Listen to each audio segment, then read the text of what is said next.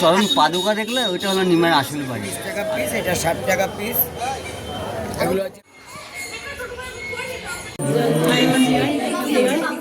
Hello বন্ধুরা, কেমন আছো সবাই? আশা করি সবাই ভালো আছো। আজকে আমাদের গন্তব্য নবদ্বীপ এবং মায়াপুর। তো সকাল সকাল উঠে রেডি হয়ে বেরিয়ে পড়লাম। আমরা বিধাননগর থেকে শিয়ালদা কাটোয়া গ্যালোপিন করে গিয়েছি। বাকি ট্রেনের ডিটেলস আমি স্ক্রিনে দিয়ে দিচ্ছি।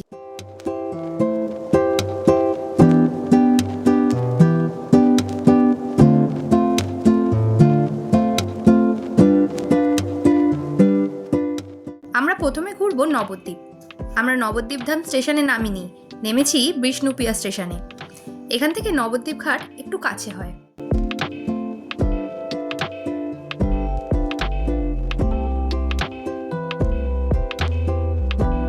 বিষ্ণুপ্রিয়া হল থেকে আপনারা অনেক টোটো পেয়ে যাবেন। টোটো ভাড়া আমাদের পার হেড 15 টাকা করে পড়েছিল। আমরা বড়ালঘাটের একদম কাছেই নদিয়া লজে ছিলাম। আমাদের রুমটা আপনাদের একবার দেখিয়ে দিই। একটি ডবল বেড এবং একটি সোফা কাম বেড ছিল। বাথরুমটাও দেখিয়ে দিই। বাথরুমটাও বেশ পরিষ্কার পরিচ্ছন্ন ছিল।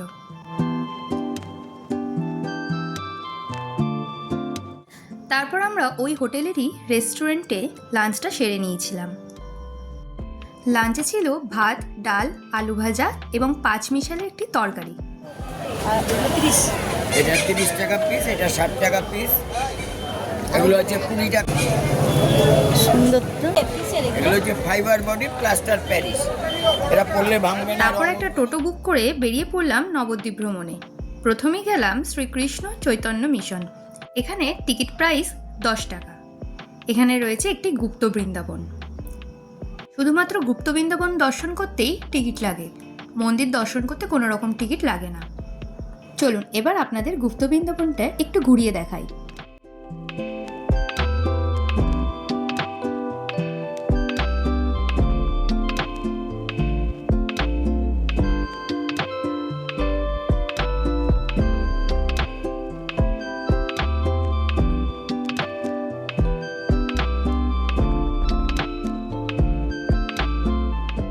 প্রথমে গুপ্ত বৃন্দাবন দর্শন করে গেলাম মন্দির দর্শনে। ভিতরে রয়েছে শ্রীকৃষ্ণ, রাধারানী, শ্রী চৈতন্য মহাপ্রভুর বিগ্রহ। তারপর আমরা বেরিয়ে পড়লাম নিমাইয়ের জন্মস্থানের উদ্দেশ্যে। এটি হলো নিমাইয়ের সেই জন্মস্থান এবং ওপরে যে গাছটি দেখতে পাচ্ছেন এটিই সেই নিম গাছ যার নিচে নিমাইয়ের জন্ম হয়েছিল এবং সেই জায়গাতেই এখন নিমাই এবং সচিমাতার একটি মন্দির রয়েছে।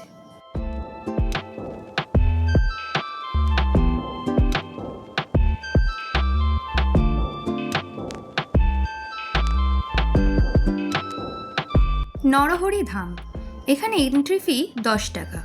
এখানেই রয়েছে নবদ্বীপের বিখ্যাত 60 ফিট গৌরাঙ্গের মূর্তি। এখানে মহাভারত, গৌরাঙ্গের জীবন ও শ্রীকৃষ্ণের জীবনের কিছু অংশ মূর্তি আকারে সাজানো রয়েছে। চলুন আপনাদের ঘুরে দেখাই।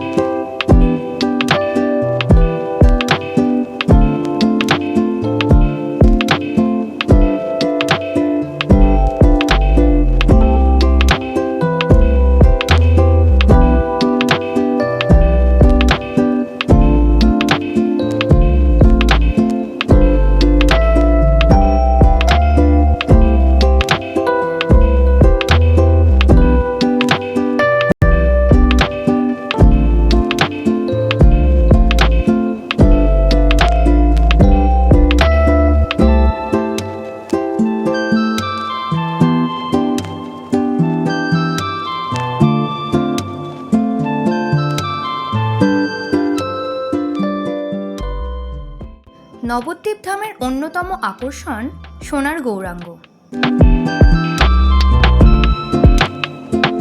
সোনার গৌরাঙ্গ মন্দিরের পাশেই রয়েছে শ্রী বিষ্ণুপ্রিয়ার বাড়ি। এখানে বিষ্ণুপ্রিয়া ও সচিমাতা এবং নিমাই বিষ্ণুপ্রিয়ার বিগ্রহ রয়েছে। ধামেশ্বর শ্রী গৌরাঙ্গ মহাপ্রভুর মন্দির। এখানে গৌরাঙ্গ মহাপ্রভুর 500 বছর পুরনো বিগ্রহের সাথে রাখা আছে ওনার ছেড়ে যাওয়া চরণ পাদুকা। কথিত আছে তিনি সন্ন্যাস গ্রহণের পর মা এবং স্ত্রীর অনুমতি নিতে শেষবারের জন্য যখন নবদ্বীপ এসেছিলেন তখন এখানেই তিনি তার এই পাদুকা রেখে গেছিলেন। তারপর চলে গেলাম জগাই আর মাধাইয়ের উদ্ধারস্থল দেখতে। এখানে অনেক দোকানপাটও রয়েছে, চাইলে আপনারা এখান থেকে কেনাকাটিও করতে পারেন।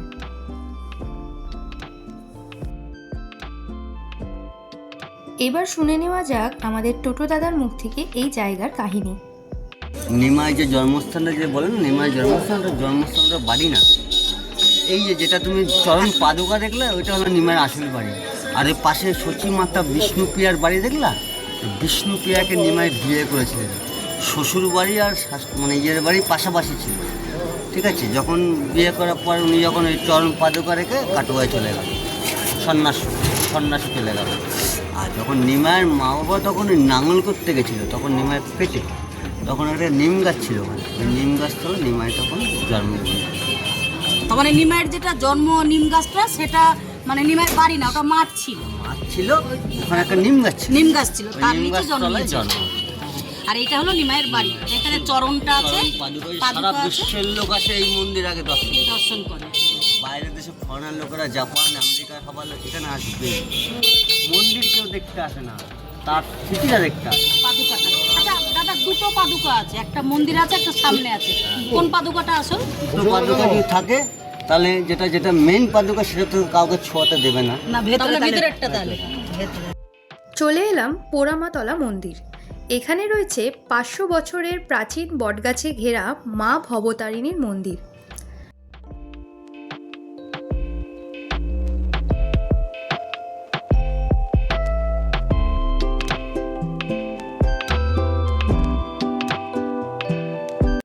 ভবতারিণী মন্দিরের ঠিক সামনেই রয়েছে সেই জাগ্রত পোড়া মাতার মন্দির। তারপর আমরা একটু ফাঁকা সময় পেয়ে চলে গেলাম কেনাকাটা করতে। এখানে ছোট ছোট একতলাগুলো বিক্রি হচ্ছিল, দেখতে বেশ সুন্দর লাগছিল, তাই আমিও একটু হাতে নিয়ে দেখলাম। নদীর পাড় থেকে মায়াপুর ইস্কন মন্দিরের চূড়া দেখতে পাওয়া যাচ্ছে।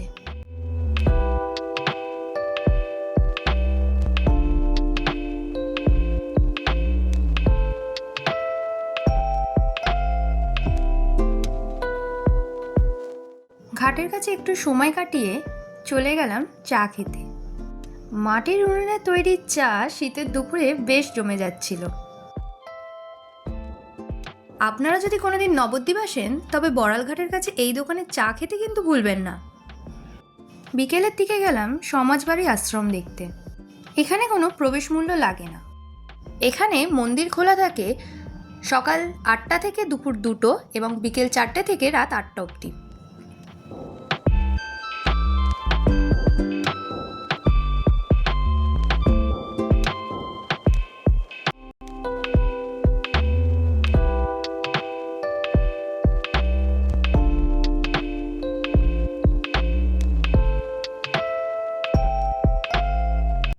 মহাপ্রভু মন্দির ভেতরে প্রবেশ করলে দেখতে পাবেন নিচে 2-3টে দোকান আছে।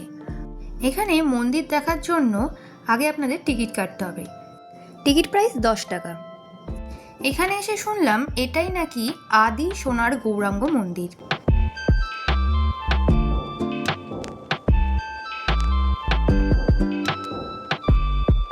প্রথম দিন আমরা নবদ্বীপ ভ্রমণ করে পরের দিন গিয়েছিলাম মায়াপুর। আমার মায়াপুর ব্লগ দেখার জন্য চ্যানেলটিকে অবশ্যই সাবস্ক্রাইব করে দেবেন, যাতে নতুন ভিডিও নোটিফিকেশন সবার প্রথমে আপনাদের কাছে চলে যেতে পারে।